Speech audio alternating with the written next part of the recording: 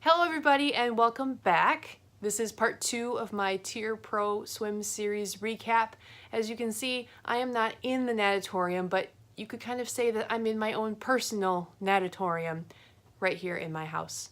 I'm going to be covering all of the events that happened on Saturday, May 20th at the natatorium on the campus of IUPUI, and it was a lot of fun again, and I can't wait to share it with you.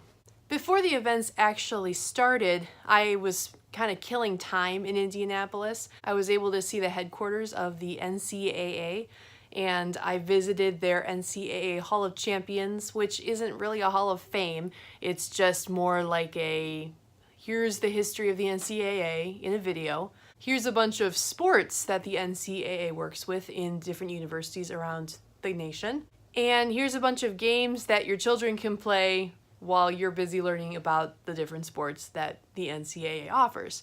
It was quite a small museum, and I'm not quite sure it was worth the price. I did take video of it, and I might post it as a bonus one of these days. I'll see what I can do so that you can kind of see what I'm talking about. After my visit to the Hall of Champions, I went around downtown Indianapolis on their canal walk, which starts actually right at the NCAA Hall of Champions and keeps going. It's really pretty, I have to say. I wasn't expecting it at all, so when I kind of turned the corner and just saw this path of green, it was really beautiful. I spent a lot of time there because I had like 4 hours to kill before the doors opened at the natatorium. So I spent some time just chilling out at the park. I walked around a lot at the canal walk and saw a great many Pokemon Go players. Apparently that's still a thing. I just hadn't realized it, but about 75% of the people that were on the canal walk were participating in Pokemon Go. And I know this because they were wearing Pokemon shirts or they had on the official Pokemon trainer cap. I know these things.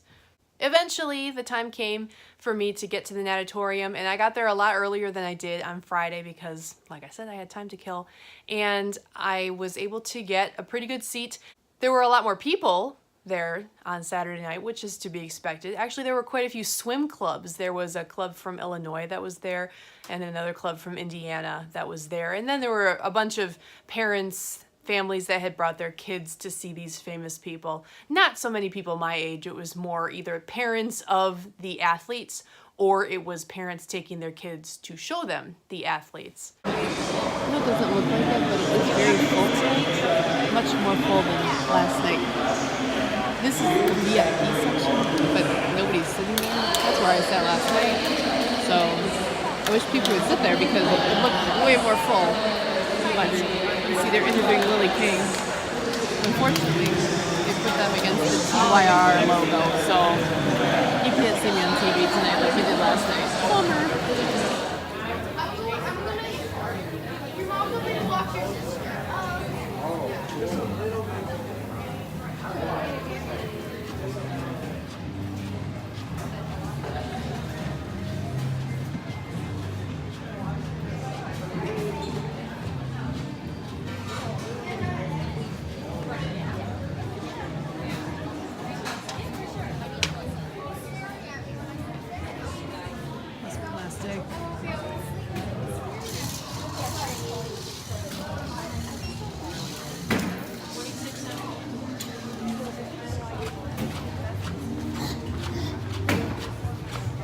There were 5 finals on Saturday night. They were the 200 butterfly, women and men, the 100 breaststroke, women and men, the 100 backstroke, women and men, the 200 individual medley, women and men, and the 800 freestyle, women and men, even though on the NBCSN broadcast they stopped it after the 800 women and didn't air the 800 men, which was won by Zane Grothy, and I kind of felt bad for him because he didn't even get to be interviewed at the end because they had already cut off their broadcast by that point. It was kind of disappointing. I'm kind of convinced that he might be our best bet in Tokyo for someone to not win, but compete in those distance events in swimming. Before I get ahead of myself, I should probably start with the very first race, which was the 200 fly. That was won by Haley Flickener, and I think I mentioned that she was Heidi Flickener in the video, but I'm not quite sure. Once again, I took some videos, and I tried to make my voice a little louder. I apologize that it was kind of soft because I didn't realize how loud water is, and, you know. Kelsey Dahlia looking at her. 200 fly. There lanes 3 and 4.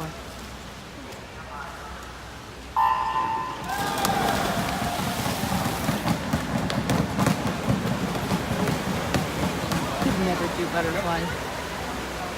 Everything else is manageable. Butterflies, forget it.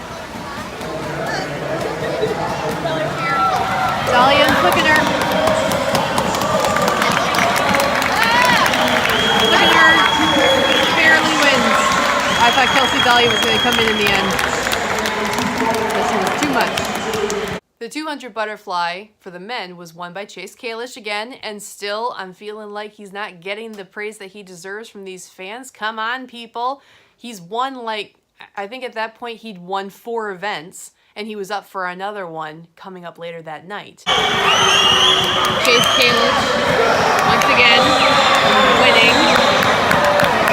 This guy better prove me right at the 2020 Olympics and win a couple gold medals. I'm squarely in his corner. Yay, Chase!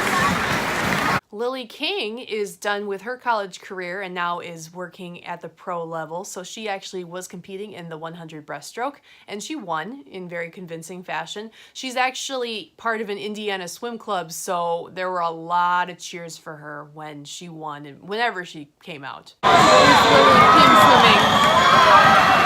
She swims for the Indiana swim club, so she has a lot of fans tonight. Plus, you know, gold medalist for all.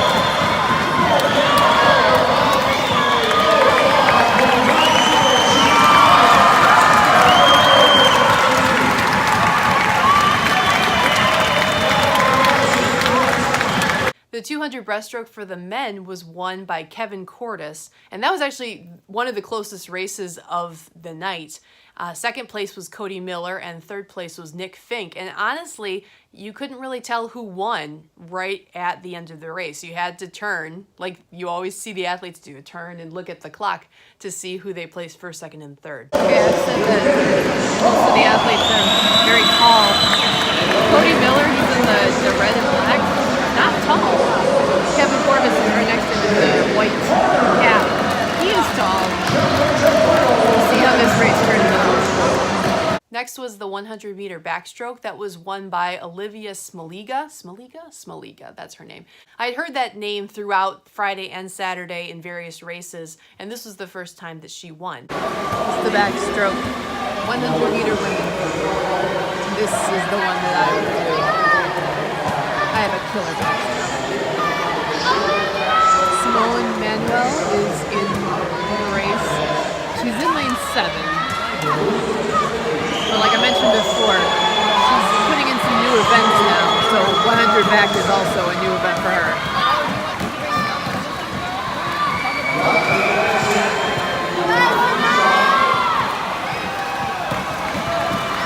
Yep. Tight race in the middle.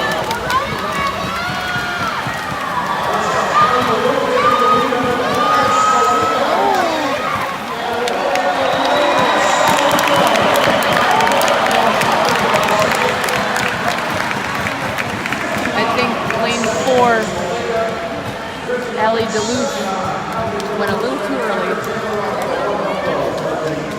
And do you remember when I was talking about Friday night and I said Matt Grievers didn't do very well in the 200 backstroke because he usually is known for the 100 backstroke? Well, he was in the 100 backstroke tonight and he did win. He is somebody that goes out really strong and then tries to hold on at the end, and eventually Jacob Hebley was gaining on him at the end, but Matt Grievers, you know, he's giant. He out-touched him at the very end. Next was the 200-meter individual medley, and Melanie Margalis won that too. She won the 400 the night before.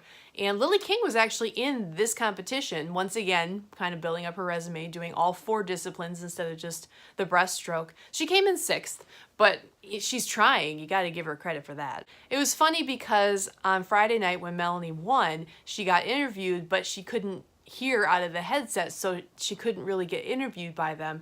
And on Saturday when she got interviewed, she faked it. She's like, "Oh, I can't hear you. I can't hear you guys." And then she laughed it off, and That was pretty entertaining to hear that, but I'm not sure if many people in the crowd knew what she was referencing because they hadn't been there on Friday. I had, so I thought it was hilarious. I thought that was very clever of her. The 200 IM was won by Chase Kalish. It wasn't even close. Come on, people. Cheer for him more. And the final event was the 800, and instead of having a B final and an A final like all the other races had been, they just had a straight up final for the top 8 swimmers, and it was won by Katie Ledecky, and I think she won by half a pool. It's only been one lap, and she's already almost 2 body lengths ahead. How is that possible? She's not going to beat the world record, but she's already 10 seconds ahead of everybody else. Where's everybody else? They're all the way back here. Something I noticed is they actually have lap numbers over here, and they'll put them in the water to have them realize what lap they're on.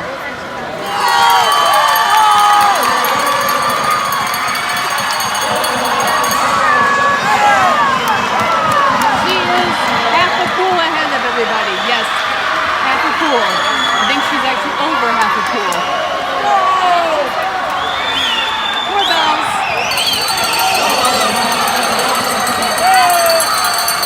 They should all be different pitches. That would be fun. When has Katie's ever left anyone?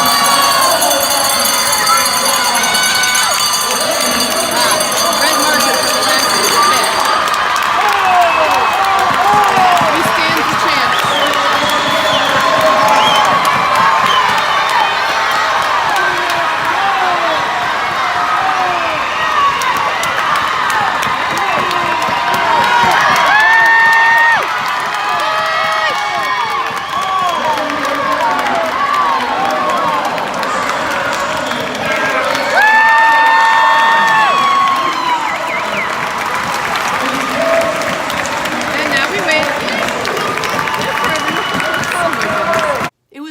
Because everybody was cheering for Katie so hard. Everybody knows her name and is supporting her nonstop, which is fantastic.